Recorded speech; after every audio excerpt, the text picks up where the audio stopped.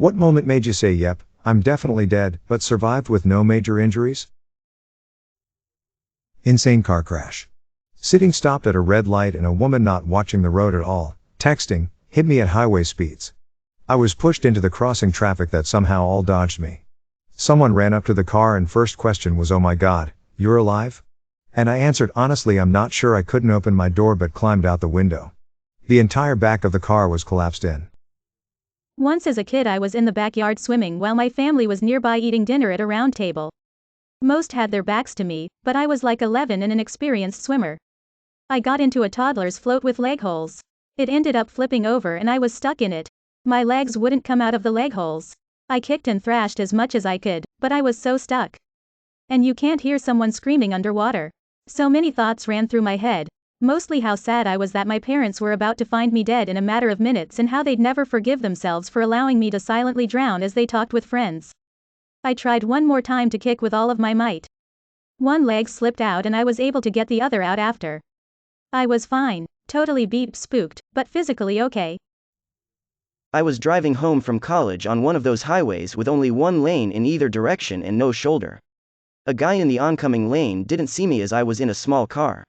He thought he could pass 4 18-wheelers in one go and pulled into my lane going at least 90.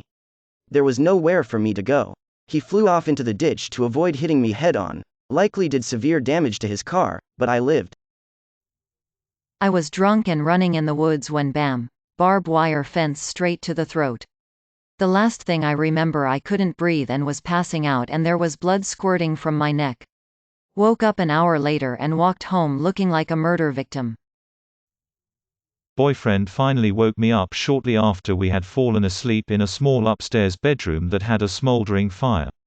After we collapsed on the floor and couldn't find the door that was not even 5 feet away, we kept hitting walls and corners and started to not comprehend anything. After feeling like I was baking in an oven, I laid my head down on the floor thinking I'd never see my son again and how sad it was to die. It felt like eternity and felt very lonely. My boyfriend somehow found his phone on the floor, called 911. Fire department showed up in what felt like 2 seconds but couldn't break down the front door. They shined the flashlight up to window so he could kick out the AC unit, which he did. They finally came upstairs and we crawled to them and they took us straight to the burn unit since they didn't know what shape we were in. I'm pretty sure the entire hospital toured through our room since they've never seen anyone make it out and look the way we edit. Holy smokes, I appreciate the love from everyone. I could read and reply all night. I'd totally do an armor lol. I can't wait for my partner to get home so I can show him this. Thanks guys, smiley face. Had a paintball fight on Christmas morning with 2 cousins and their neighbor kid at around 13 years old with our brand new guns we got as gifts. The neighbor got mad, ran home, came back with a shotgun, and pointed at my face. All I remember is looking at the ground and waiting to die. Edit, the kid was 11 to 12. He did have his own paintball gun, and had already shot me a couple times before I got him. He was my cousin's neighbor. I think it was the first time I ever met him. It was 20-ish years ago, as I'm 33 now, so I can't even remember if I told my parents. I don't know if anything happened to him or not. I'll ask my cousin. Edit 2, cousin said we never told parents. Maybe we were scared of retaliation. I know I never touched that paintball gun again though. I ate one of those Bratch's oval-shaped hard candies, think they were called sparklets, at home alone when I was 6. Got stuck in my throat. I stood there in shock for a few seconds as I started to realize I couldn't breathe. I ran crazily around the room and ended up colliding hard into the back of the couch, which caused the candy to go flying out. Best accidental Heimlich ever. Typo edit. I'm a skier. On a few occasions I have caught an edge at a pretty high speed, 50 plus mph or more. That moment when you feel both skis leave the ground when they're not supposed to is horrifying. Somehow I've never had anything more than some moderate whiplash and a sprained wrist, knock on wood. I had leg cramp and a momentary blackout when swimming in a diving pool when I was 16. I was really active that I overexert my limit. Surprisingly, I didn't really panic. Just the dreadful thought, oh beep I'm beep. Funny thing is that I didn't really wingle my hands out of the pool panickingly like I usually see in the TV, just silently sinking. Good thing the pool guard on duty noticed me and went for my rescue by pulling me out. Really wish I thanked the guard more that he saved me instead of me cluelessly sitting outside the lobby after the accident. Every time my heart does the pinch thing and starts beating irregularly. Edit. Thanks everyone for the concern. I do have an anxiety disorder and a weirdly developed heart, so those are double trouble. Tire popped going over a 2-lane road with steep drops on both sides. My car jerked to the side hard, and my car went sideways. Half my car hung over the side, and luckily it's low so it bottomed out. I climbed into the back seat and jumped out the back door. Some dude in a truck pulled me out and I drove on a flat to the other side and swapped my tire out. The hood on my car came open at 60 on the highway and completely blocked my sight in heavy traffic. I panicked and jerked the wheel a little bit, which caused me to fishtail a little bit. I beep you not. My driver's education teacher's words from 5 years prior rang in my head to lean down and look through the space at the bottom of the hood. I pulled over and used some wire I found in the trunk to keep the hood closed. Anytime you close your hood, make sure it latches securely by pulling on the hood like you're trying to lift the front of the car off the ground. Edit. Jesus, this is a lot more common than I thought. My friend and I just spent a few days at a beach shack. My friend just got her P plates, she was super excited so she wanted to drive us home. This was one of her first times driving alone. Being 17, we didn't really see an issue. I rang my dad beforehand and told him I was getting a lift. He said, "I don't think you should do that. I can come pick you up. I can drive some of the girls home too. I think you guys should wait until she's had more experience." Of course, being 17, thinking I knew everything, I said it was fine and I was hopping in her car. We were on our way home, playing music and chatting. There were 5 17-year-olds in this car. I was sitting behind the driver's seat. My friend pulls out onto a 2-1 expressway, from a country road, like an intersection. We notice she's turned the wrong way and tell her to make a U-turn. She pulls to the side and decides to go for it, through 2 lanes. She didn't check her mirrors properly and a large truck was coming up behind us.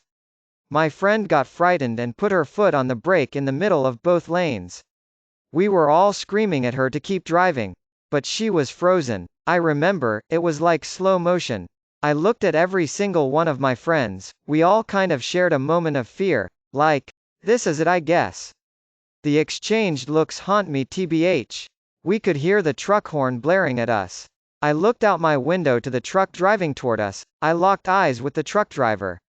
Luckily the truck stopped about 5 meters away from us. She pulled away and was really upset. The car was silent the entire way back. It was honestly the scariest moment. I am from a really small town and I think losing 5 people at once would really rock it. Seeing my friends' faces in that moment, it was actually horrific.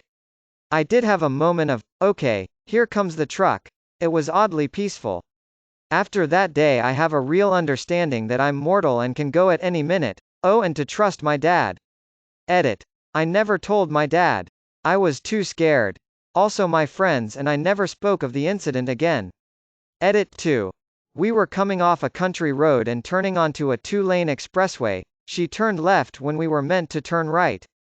She pulled over and tried to make a U-turn so we could go in the right direction, but she didn't look behind her before turning. She then braked and stopped in the middle of the road, so we were sideways on the expressway.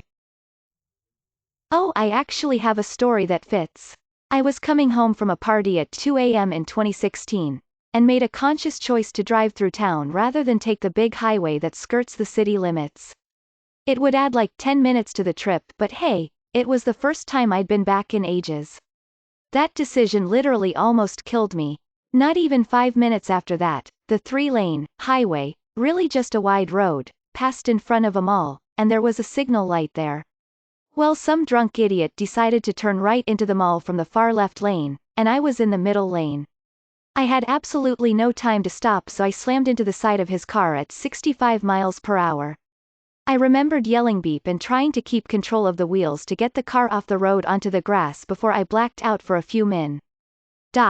The airbag and the seatbelt combined had fractured my sternum, which took the air out of my lungs and made me faint, I guess. But it didn't feel like I woke up, more so like my vision came back into focus and I was aware. But those few moments I was still kind of conscious and in immense pain. Worst I've ever felt in my life. I hurt from the skin on the soles of my feet to my scalp. Every single inch was in pain and I was like, so I'm dead. This is my body telling me I'm dead. So when I came to, heat hit me cause my car was beep and the engine was as hot as standing in a fire. So I was convinced my car was about to go up. It didn't, so I tried to get out but the door was wedged shut from the crash and I started to panic. I put my back against the passenger seat and kicked the door over and over until it opened and climbed out. Every single police officer, EMT, and even the tow truck guy, took one look at my car and told me, you shouldn't have walked away from that crash at all. The fact that all you have is a fracture and some lacerations is a literal miracle. So yeah, that's how I almost died and thought for sure I was dead but got lucky. Went whitewater rafting on the Gauley River and my raft flipped on Pillow Rock, one of the most famous Class V rapids. Scariest moment of my life, but, other than unexpectedly swallowing some water and almost vomiting, I came out completely unharmed. When I was 18 I was driving through an intersection with the right-of-way, going 70 km/h, or 43.5 miles per hour. A man in a blue Mazda 3 hatchback decided to run the red light turning left. He was so close to me that I could see the whites of his eyes, and in a split second I thought, I'm about to T-bone this guy, driver side door, and he is going to die. Instinctively I yanked on the wheel and swerved to the right and instantly went over the curb and off the road, onto someone's lawn. I slammed the brakes but because I was on grass the tires locked and the car kept momentum. I went through their wooden fence and garden, and straight into the brick wall on the side of their house. As soon as I went off the road, I 100% thought I was going to die. My life didn't flash before my eyes, but people close to me did. It could have only been a second or two but time seemed to slow down and my brain was racing. I thought about how my girlfriend would react, what my parents would say, what my friends would think, etc. When the car hit the wall it punched a few bricks out of place and the entire front end of the vehicle caved in. The windows shattered, the tires exploded, the doors bent into an L shape and the car started to fill with smoke. However, the radio was still playing Vicarious by Tool. I was concussed by the airbag, broke my nose, jaw, 2 fingers, had whiplash and my left knee was dislocated. I was in shock and couldn't believe that what just happened was real, and so I just sat there kinda freaking out. A group of parents from a birthday party across the street saw what happened and ran to the car and pulled me from it as they thought it was about to catch fire. The man in the Mazda 3 drove away. If it wasn't for the testimony of those parents who told the police they witnessed the man run the intersection and that I didn't do anything wrong, I would have been completely liable for all of the property damage, and additionally insurance would not have replaced the vehicle as it would have been deemed at fault.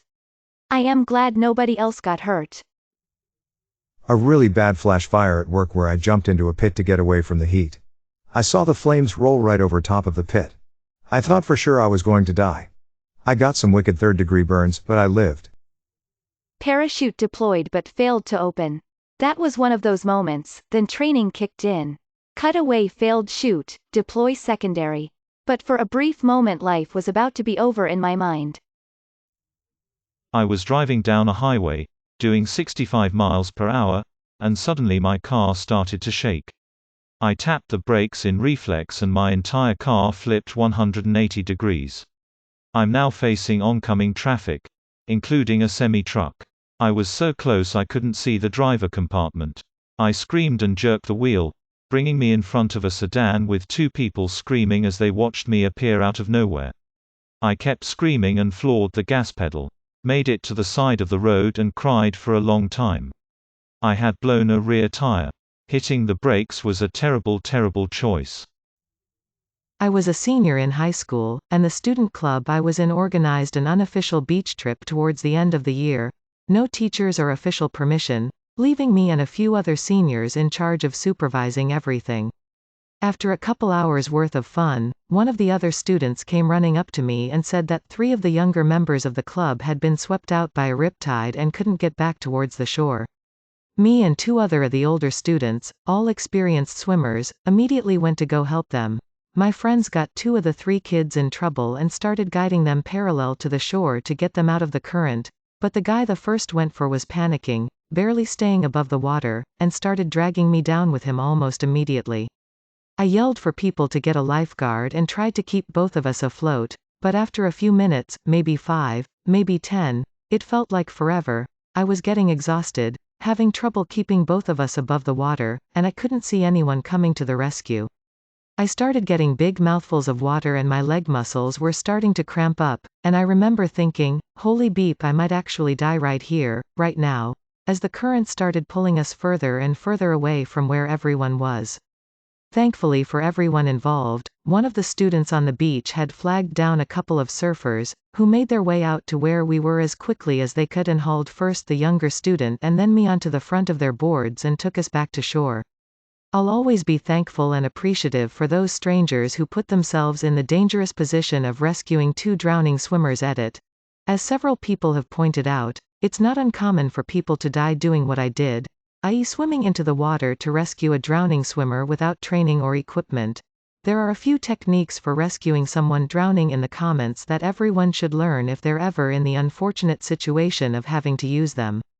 I should have used them, but I was 17 and not thinking straight at the time and almost paid the price because of it. I own a '65 classic Mustang which I enjoy driving anywhere it can go. I once took it up a large mountain with a group of friends. The roads weren't steep or especially dangerous, but there was danger present because of how high it was. We made it up the mountain with no issues and stopped at bar at the top where my friends got plastered. I didn't drink because I was the designated driver. Before I continue, I need to clarify that the brakes on a stock classic Mustang from the 60s era need to be primed before use. Basically, you have to hit the brakes twice before they work. On the trip down, the brakes cut out and stopped working. I primed the brakes over and over, but they didn't engage. The parking brake hadn't been working the past month and was going to be replaced that Monday. I soon lost control of the car and we started to barrel down the road. We turned a shallow right corner and saw a long road that ended with a sharp turn. At that moment I thought I was going to die and take my friends with me. They had no clue they were plastered in the back. Luckily the brakes re-engaged halfway down the road and we managed to turn the corner. It has been 4 months and I haven't touched that car. To this day my friends have no clue what almost happened. I was driving on the turnpike in my Mazda 3 in the hard rain. It was 3 lanes and I was in the left lane doing 55, and then I hit standing water and hydroplaned. I did a full 360 spin across all 3 lanes of traffic and ended up in the shoulder stopped. I didn't hit anyone or anything, no one hit me, and one car was so scared with me they also pulled over, but didn't check on me. To this day I'm still a bit scared in the rain. May your day be filled with joy and happiness. And please remember to subscribe to Upvote for the best quality content every day.